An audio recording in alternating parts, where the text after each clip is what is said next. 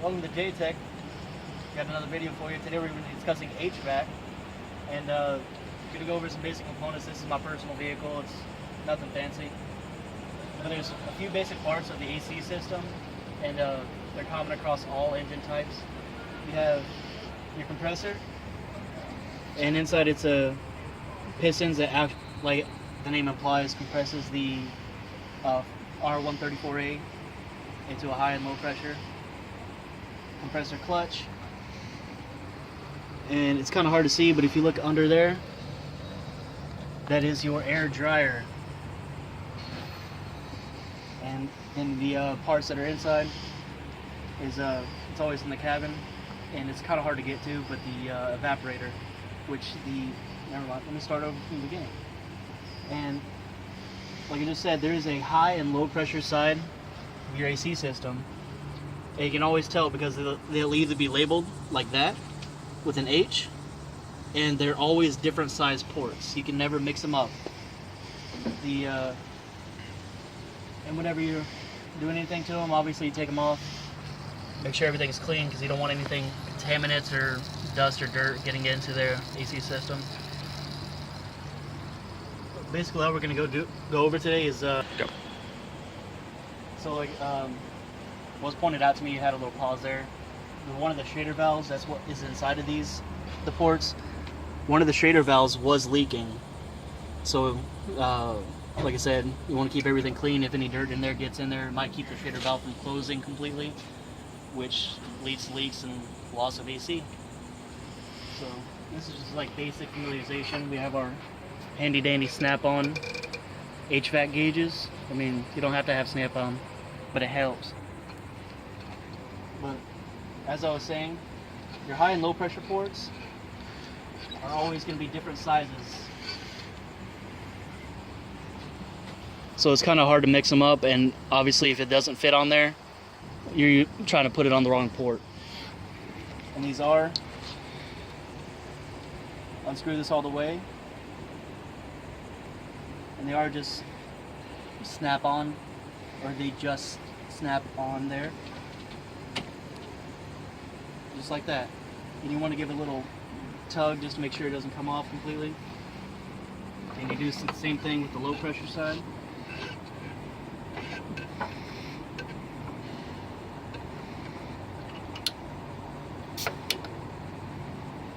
If you heard that little hiss, that was the Schrader valve that was leaking.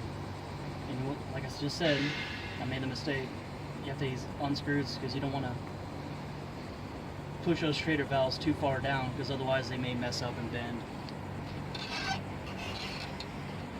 If you're curious about this, that third hose in the center, that is the charge line. That would be hooked up to the refrigerant tank, and that's how you charge it. And a little tip, when you do charge these, you always charge low side only, which is easier and safer. Put the screws right on. This is not one to turn straight.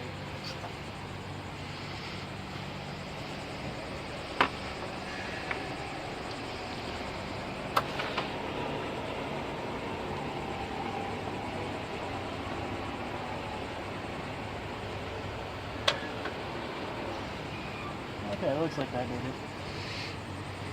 Now obviously I don't have 110 PSI in there.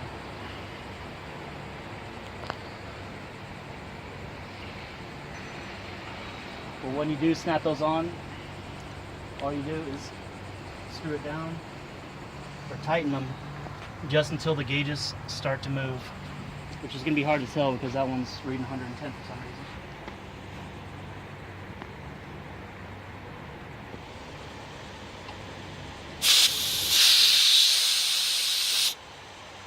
Okay, that one's already hooked up then. Let's listen for on out. Whoopsie. We're just supposed to tighten them. I'll try the high side until the gauges just start to move. And then you let it go.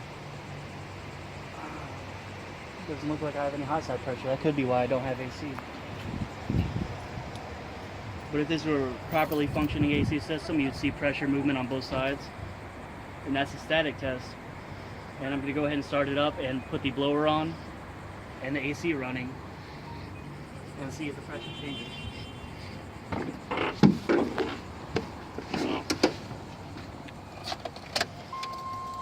Effective and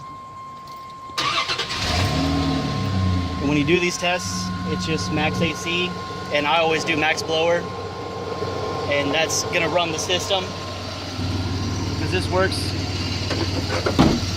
off of the evaporator inside is absorbing the heat inside of the cab and sending it to the Freon, which circulates through the system from the compressor to the condenser in the front, and that's what evaporates all the heat off. This little thing right here, all these little curves, that's all your AC condenser. And like I said, we're going to run the system. And right here is the clutch that engages when it is needed. And it's an electromagnet that pulls the clutch inside and engages the compression inside.